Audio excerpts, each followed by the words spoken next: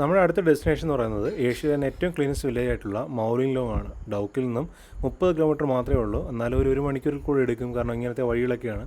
അപ്പം പോകുന്ന വഴിക്ക് 1-2 വെള്ളച്ചാട്ടം ഉണ്ടെന്ന് പറഞ്ഞിരുന്നു, പക്ഷേ അതിൻ്റെ അവസ്ഥ എങ്ങനെയാണെന്ന് അറിയില്ലല്ലോ. അതെ, നമ്മൾ ഈ ഒരു സീസണിൽ പോയപ്പോഴേ നമ്മൾ പറഞ്ഞാണ്, കാരണം നമ്മൾ 7 സിസ്റ്റേഴ്സ് ഒക്കെ കണ്ട അതേ അവസ്ഥ തന്നെയാണ്. അതിൻ്റെ ഇതൊരു അടിപൊളി വെള്ളച്ചാട്ടമാണ്, പക്ഷേ ഈ സീസണിൽ ഇതാണ് അവസ്ഥ. അതുകൊണ്ട് തന്നെ നമ്മൾ വെള്ളച്ചാട്ടം കാണാനായിട്ട് ഈ സീസണിൽ വരരുത്. എന്നാലും പോയ വഴിക്കുള്ളത് കൊണ്ട് മാത്രമാണ് ഇത് കാണിച്ചത്. ഇനി ഇതിലും പരിതാപകരമാണ് അടുത്തതിൻ്റെ സിറ്റുവേഷൻ.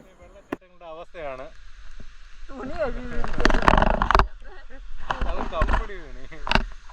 അടിപൊളി. ഇത് അടിപൊളി ഒരു വാട്ടർഫാളാണ്. നമുക്ക് ഇവിടെ ഇറങ്ങി വീഡിയോ ഒക്കെ എടുക്കുകയൊക്കെ ചെയ്യും. അടിപൊളിയായിരുന്നു. പക്ഷേ മൺസൂണിൽ വരണം, ഇപ്പോൾ വന്നിട്ട് കാര്യമൊന്നുമില്ല.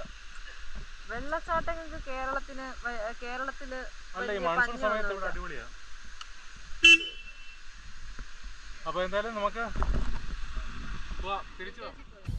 അപ്പോൾ മേഘാലയയുടെ ഈ ഭാഗത്തൂടെ നമ്മൾ കടന്നു പോവുകയാണെങ്കിൽ നമ്മൾ വീണ്ടും ബംഗ്ലാദേശുമായിട്ട് ബോർഡർ ക്രോസ് ചെയ്യേണ്ടതായിട്ട് വരും. ക്രോസ് ചെയ്യുകയല്ല, നമ്മൾ ഈ പോകുന്ന ഒരു സൈഡിൽ കൂടെ ഇങ്ങനെ ഈ മുള്ളുവേലികൾക്കിടയിൽ കൂടി ഇങ്ങനെ പോകേണ്ടി വരും. അപ്പോൾ അപ്പുറ സൈഡ് ബംഗ്ലാദേശാണ്. ആക്ച്വലി ഇത് നമ്മളുടെ രാജ്യത്ത് നിന്നുള്ള പ്രൊട്ടക്ഷന് വേണ്ടി കിട്ടിയിരിക്കുകയാണ്. കാരണം അവർ എന്ന് പറഞ്ഞു കഴിഞ്ഞാൽ രാത്രി ഈ ഒരുപാട് ലൂട്ടിങ്ങിനും കാര്യങ്ങളുമായിട്ടൊക്കെ ഇങ്ങനെ കയറും. അപ്പോൾ ഇത് ഇവിടുത്തെ ഗ്രാമവാസികൾക്ക് ബുദ്ധിമുട്ടാണ്.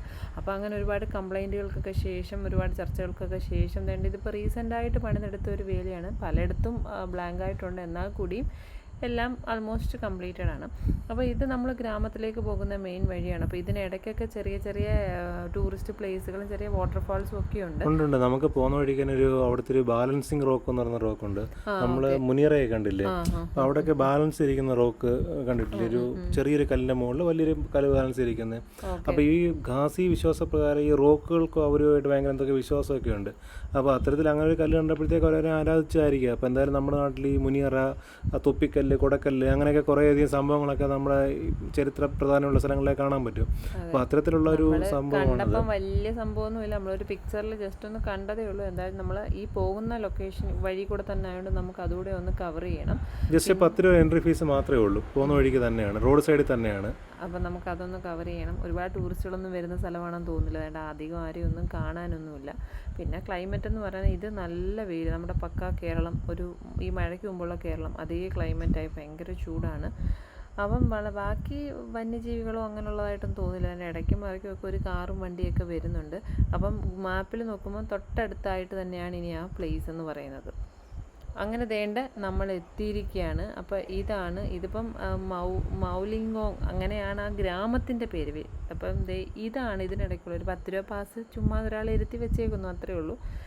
ഇതിൻ്റെ അടിവശത്തേക്ക് നോക്കുമ്പോൾ നമുക്ക് കാണാം ചെറിയൊരു റോക്കിൻ്റെ മുകളിലാണ് ഇത്രയും വലിയൊരു പാറ ബാലൻസ് ചെയ്ത് നിൽക്കുന്നത്. ഇതൊക്കെ എങ്ങനെയാണെന്നൊന്നും അറിയില്ല, പക്ഷേ ഇത് തൊട്ട് ആടത്തതും ഒന്നുമില്ല, ഇതിങ്ങനെ ഫിക്സ് ആയിട്ട് അവിടെ ഇരിക്കുകയാണ്.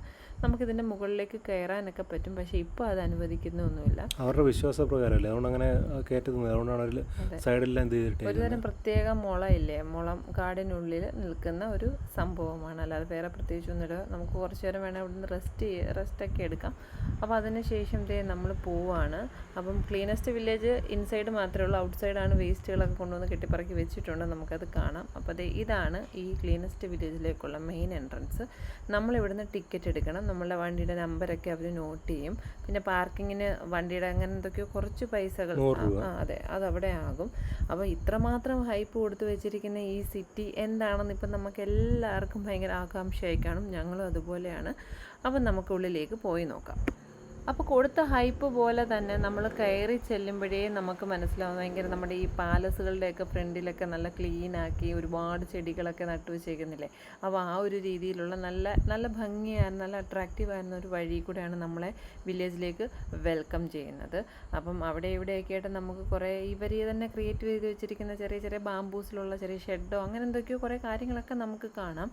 അപ്പോൾ ഇവിടെ കവുങ്ങ് അങ്ങനത്തെ എല്ലാത്തരം ചെടികൾ ഒരുപാട് തരങ്ങളൊക്കെ ഉണ്ട്. എന്തായാലും ഇതുവരെ നമ്മൾ കണ്ട വഴി നല്ല ക്ലീനസ്റ്റ് ആണല്ലേ. അതെ, നല്ല ക്ലീനാവും. ഇൻ കേസ് പലയിടത്തും കൺസ്ട്രക്ഷൻ ആണെങ്കിൽ കൂടി അതൊക്കെ നല്ല ക്ലീൻ ആയിട്ടാണ് ചെയ്തിരിക്കുന്നത്. അപ്പോൾ ഇവിടെ നല്ല വിശാലമായ ഒരു പാർക്കിംഗ് സൈഡാണുള്ളത്. അപ്പോൾ ഇതിൻ്റെ താഴെ ഒരു ചെറിയ ഒരു ഷോപ്പിങ്ങിന് വേണ്ടിയിട്ട് മാത്രം അവർ അറേഞ്ച് ചെയ്തിരിക്കുന്ന വളരെ കുറച്ച് കാര്യങ്ങൾ കൂടിയുണ്ട്. അപ്പോൾ നമുക്ക് വിശദമായിട്ട് മൊത്തം ഒന്ന് കാണാം. മൗലോങ് വില്ലേജ് എത്തിയിരിക്കുകയാണ്. ഏഷ്യയിലെ ഏറ്റവും ക്ലീനസ്റ്റ് വില്ലേജ് എന്നാണ് ഈ വില്ലേജ് അറിയപ്പെടുന്നത്. നമ്മൾ പറഞ്ഞില്ലേ ഖാസി വിശ്വാസപ്രകാരം ഈ റോക്സുമായിട്ട് അവർക്ക് വലിയ ബന്ധമുണ്ടെന്നും അപ്രകാരം ഈ വില്ലേജിലെ അവരുടെ പ്രധാനപ്പെട്ട റോക്കാണ് ഇതെന്ന് പറയുന്നത്. അപ്പോൾ അവരുടെ എന്തൊക്കെയോ പഴയ കാര്യങ്ങളും അങ്ങനെയുള്ളതുമായിട്ടൊക്കെ ബന്ധപ്പെടുത്തി വെച്ചിരിക്കുന്നതാണ്. അപ്പോൾ ഇനി നമുക്ക് ഇവിടുത്തെ പ്രധാന കാഴ്ചകളുണ്ട്. നമ്മൾ കഴിഞ്ഞ ദിവസം കയറിയ പോലത്തെ പാലങ്ങളും ഒക്കെ ഉണ്ട്. അപ്പോൾ ഇത് നമ്മൾ കഴിഞ്ഞ ദിവസം ചെയ്ത ബാംബു ട്രക്കില്ലേ അതിൻ്റെ ഒരു ട്രെയിലിൻ്റെ ഒരു ചെറിയൊരു മിനിയേച്ചറാണ്. പക്ഷെ നമുക്കത് വലിയൊരു സംഭവമായിട്ട് തോന്നിയിട്ടില്ല. കാരണം നമ്മൾ കഴിഞ്ഞ ദിവസം ആ ഒരു ഇത് ചെയ്തതുകൊണ്ടും ഫുൾ ട്രക്കിങ് മൊത്തം ഈ ഒരു രീതിയിലുള്ള റൂട്ട് ഇതിനെക്കാട്ടി ഡേഞ്ചറസ് ആയിട്ടുള്ള ഏരിയ ആയിരുന്നല്ലോ. അപ്പോൾ അതുകൊണ്ട് നമുക്ക് വലിയ സംഭവമായിട്ട് തോന്നിയില്ല. എന്നാലും ജസ്റ്റ് ഒരു കൗതുകത്തിന് വേണ്ടി ഒന്ന് കയറിയേക്കാന്ന് വെച്ചാൽ അത്രയേ ഉള്ളൂ. പക്ഷേ കയറാൻ നല്ല ക്രൗഡുണ്ട്, ആൾക്കാരെ തിരക്കുണ്ട്. എല്ലാവരും എന്ന് വെച്ച് കഴിഞ്ഞാൽ ട്രക്കിങ് ഭയങ്കരമായിട്ട് വളരെ കുറച്ച് ആളുകൾ മാത്രമേ ചൂസ് ചെയ്യത്തുള്ളൂ. അപ്പോൾ ഞങ്ങൾ എവിടെ പോയാലും ഞങ്ങൾ ക്യാമറ കാണുന്നുണ്ട്, ഇടയ്ക്കിടയ്ക്ക് ഇങ്ങനെയൊക്കെ ഓരോരുത്തർ വന്ന് നമ്മളോട് പറയും. പിന്നെ നമ്മൾ പലരുടെയും സേഫ്റ്റിയും പല പ്രശ്നങ്ങൾ കൊണ്ട് നമ്മൾ കൂടുതലും അവരെ എങ്ങനെ ഇൻക്ലൂഡ് ചെയ്യാറില്ല. കാരണം സ്ത്രീകളൊക്കെ വരുമ്പോഴത്തേക്ക് അവർക്ക് ഒരുപാട് പ്രശ്നബാധിത മേഖലകളൊക്കെയാണ്. അപ്പോൾ ഇതൊക്കെയെന്ന് പറഞ്ഞു കഴിഞ്ഞാൽ ജസ്റ്റ് അവർ ആ ഒരു അട്രാക്റ്റീവ് ആക്കാൻ വേണ്ടി മാത്രം കെട്ടിവെച്ചിരിക്കുന്ന പാലങ്ങളാണ്.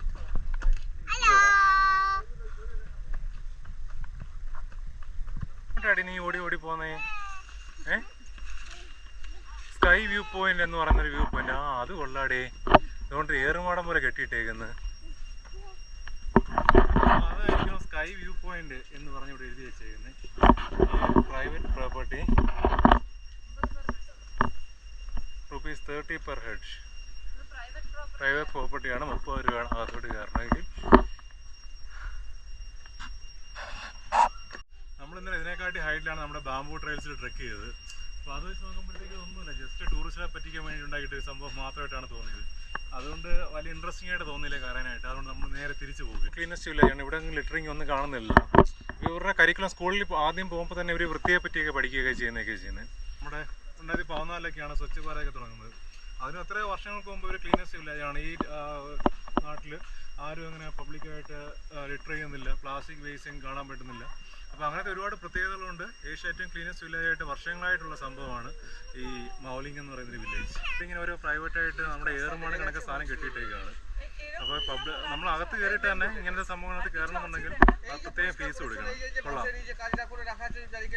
എങ്ങനെയൊക്കെ കാശുണ്ടാക്കുക ആ രീതിയിലെല്ലാം അവർ മാക്സിമം കാശുണ്ടാക്കുക. ഇവിടെ ഒരാൾ വണ്ടിക്കകത്ത് കയറണമെങ്കിൽ തന്നെ 50 രൂപയാണ് ഫീസ്. നമ്മുടെ 2 പേരെ ഇങ്ങനെ 100 രൂപ വാങ്ങിച്ച് എൻട്രി ഫീസ് തന്നെ. അത് ജസ്റ്റ് എൻട്രി ഫീ. പിന്നെ ഇതിനകത്തുള്ള ഇങ്ങനത്തെ ഓരോ സംഭവങ്ങളകത്ത് കയറണമെങ്കിലും പിന്നെ ഫീസ് വേറെ കൊടുക്കണം. ഓ, ഇവിടുത്തെ ചർച്ചാണ്.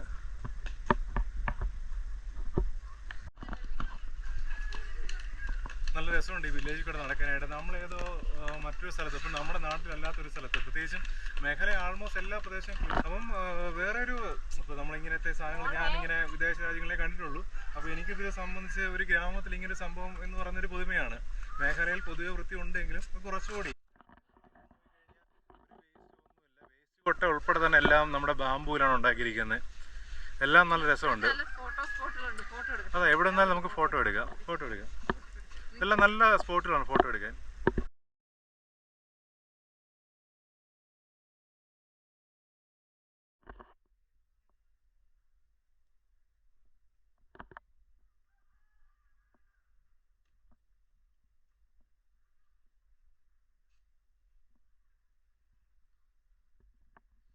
മിക്കവാറുള്ള വീടുകളെല്ലാം തന്നെ ഹോം സ്റ്റേസ് ആണ്.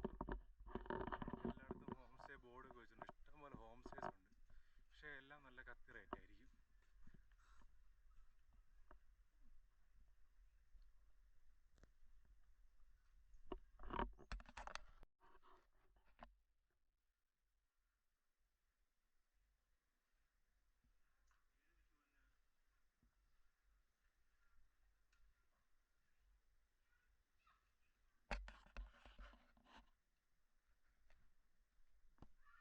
നമ്മൾ ഈ കാണുന്നതാണ് ഈ ശരി തന്നെ ക്ലീനസ്റ്റ് വില്ലേജ്. അത് എടുത്തെടുത്ത് പറയേണ്ട ഒരു കാര്യമാണ്. കാരണം അവരുടെ വീടും പരിസരവും ആയാലും നമ്മൾ ഈ നടക്കുന്ന കൊച്ചു ഗ്രാമങ്ങളിൽ ഒരു പ്ലാസ്റ്റിക് വേസ്റ്റോ അല്ലെങ്കിൽ അങ്ങനത്തെ ഒരു കാര്യമോ ഇല്ല. പിന്നെ നമ്മൾ വന്നപ്പോഴത്തേന് കുറച്ച് വെയിലായിപ്പോയി. നല്ല അത്യാവശ്യം നല്ല വെയിലാണ്. അതുകൊണ്ട് കൊടയൊക്കെ പിടിച്ചുകൊണ്ടിരിക്കുന്നത്. ഇതൊക്കെ നടന്ന് കാണാനാണെന്നുണ്ടെങ്കിൽ നമ്മൾ വൈകുന്നേരങ്ങളിലേക്ക് വരുന്നതായിരിക്കും നല്ലത്. അതുപോലെ തന്നെ എന്താ പറയുക, ഇവിടെ ഭയങ്കര പീസ്ഫുൾ ആൻഡ് കാമാണ്. കാരണം പുറത്തുനിന്നുള്ള വണ്ടികളൊന്നും അകത്തേക്ക് കയറ്റി വിടില്ല. അപ്പോൾ ഇവിടെയുള്ള ആളുകളെ അല്ലെങ്കിൽ ഇവിടെയുള്ള കാഴ്ചകളൊക്കെ കാണണമെങ്കിൽ നമ്മൾ നടന്ന് തന്നെ കാണണം. അത് ആ ഒരു നടത്തയിൽ നമുക്ക് മനസ്സിലാകത്തുള്ളൂ. അതായത് ഇത് ഖാസി ട്രൈബ്സിന്റെ ഭാഗമാണ് ഈ വില്ലേജ് എന്ന് പറയുന്നത്. അവരവരുടെ ട്രഡീഷണൽ രീതിയിലാണ് ചെയ്തിരിക്കുന്നത്. പിന്നെ ഇവിടുത്തെ ഒരു പ്രധാന കാര്യം എന്ന് പറഞ്ഞു കഴിഞ്ഞാൽ ടൂറിസ്റ്റ് അട്രാക്ഷൻ കൂട്ടാൻ വേണ്ടിയിട്ട് അവർ ഒരുപാട് ചെറിയ ചെറിയ സ്പോട്ടുകൾ, അതായത് നമ്മളുടെ ബാംബു ട്രെയിൽസ് വെച്ചിട്ടൊക്കെ ഓരോ കാര്യങ്ങൾ ചെയ്തിട്ടുണ്ട്. വ്യൂ പോയിന്റ്സുകൾ ക്രിയേറ്റ് ചെയ്തിട്ടുണ്ട്. അതുപോലെ തന്നെ ഇവിടെ ഒരു ചെറിയ പാർക്കുണ്ട് കുട്ടികൾക്ക്. അങ്ങനെ ഒരുപാട് കാര്യങ്ങൾ, ആക്ടിവിറ്റീസും ഒക്കെ ഇവരിവിടെ കൊടുത്തിട്ടുണ്ട്. അപ്പം അവിടെ തുടങ്ങി, അവിടെ കണ്ടു കഴിഞ്ഞാൽ പിന്നെ അതിൽ നിന്ന് കയറത്തില്ല, അവിടെ കളിയാണ്. അപ്പോൾ ഉച്ചയായി, നല്ല ഉച്ച സമയത്തൊക്കെ കയറി ഇറങ്ങി കാണുക എന്ന് പറയുന്നത് ഭയങ്കര ബുദ്ധിമുട്ടാണ്. വൈകുന്നേരങ്ങളിലൊക്കെ വന്നാൽ നടന്ന് കാണാൻ പറ്റിയ ഒരു സ്ഥലമാണ്. അതുപോലെ തന്നെ ഒരു പ്രത്യേകത എന്ന് പറഞ്ഞു കഴിഞ്ഞാൽ ഇവിടെ തന്നെ ഹോം സ്റ്റേകൾ കിട്ടും. ഇവിടെ ഒരു 10 വീടുണ്ടെങ്കിൽ 10 വീട്ടിലും ഹോം സ്റ്റേ അവൈലബിൾ ആണ്. നമ്മൾ ഈ നടന്ന വഴികളിൽ മുഴുവനായിട്ടും ഹോം സ്റ്റേസ് ഉണ്ട്. അതുപോലെ തന്നെ വരുന്ന വഴിക്ക് ഒരു റൂട്ട് ബ്രിഡ്ജോ അങ്ങനെ എന്തൊക്കെ ഒരുപാട് കാര്യങ്ങളുണ്ട് കാണാൻ. നമ്മൾ ചെറിയൊരു കാട് പോലുള്ള സ്ഥലത്തൂടെയാണ് വന്നത്.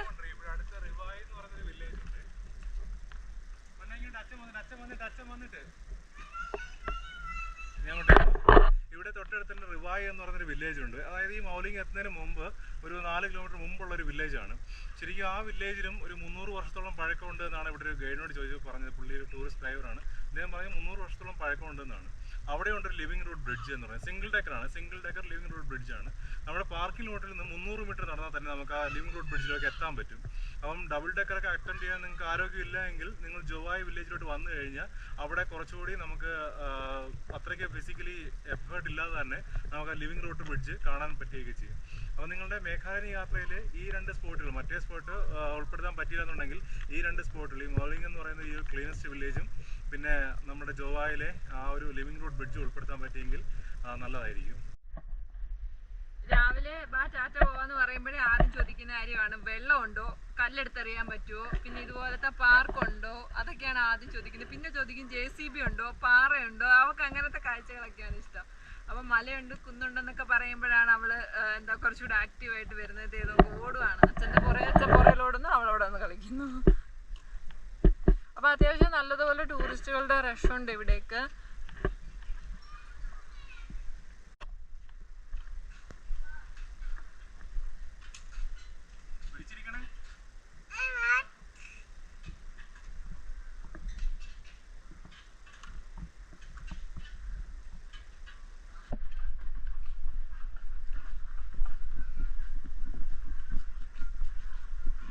ചെറിയ ഇടവഴികൾ പോലും മനോഹരമാക്കി ഇട്ടേക്കുന്നു.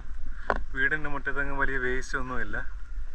എല്ലാം നല്ല സുന്ദരം, ക്ലീൻ, ശരിക്കും ക്ലീനസ്റ്റ് വില്ലേജ് തന്നെ.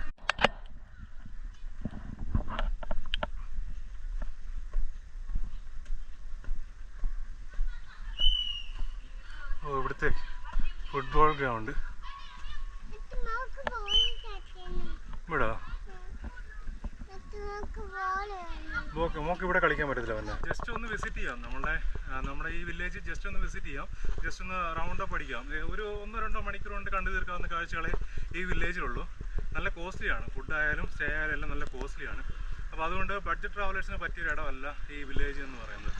അപ്പോൾ അതുകൊണ്ട് തന്നെ നമ്മൾ വില്ലേജ് ചുറ്റിയാണെന്ന് കണ്ടു, അവിടെ കാണാനുള്ള കാഴ്ചകളൊക്കെ കണ്ടു.